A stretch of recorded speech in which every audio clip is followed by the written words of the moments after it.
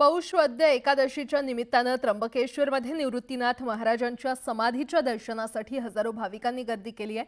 त्र्यंबकेश्वरमध्ये दाखल झालेले भाविक ब्रह्मगिरी पर्वताची प्रदक्षिणा करतायत।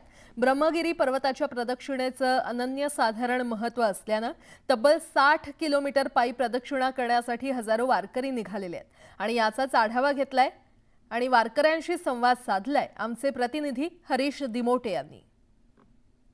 मजल दर मजल करत जवळपास 60 किलोमीटरची ही प्रदक्षिणा आहे आणि ही प्रदक्षिणा ते सगळेजण करणार आहेत। आपण या वारकऱ्यांशी बोलूया।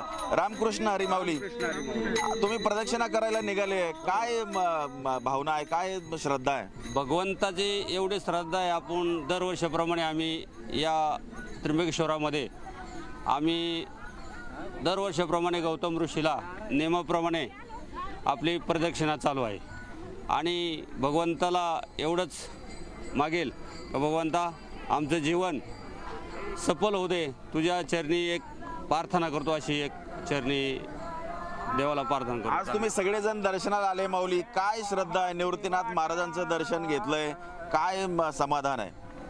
हे समाधान दुसरं काय हो, यायचं आपलं आंघोळ करायचं, देवाचं दर्शन घ्यायचं, मस्त जायचं। जय हरी माऊली, काय कुठून आलात तुम्ही आणि काय? पेगलवाडी गावाचे आमचं हे असं पवित्र ठाण आहे त्र्यंबकेश्वर। इथं हजारो भाविक येतात दर्शनासाठी।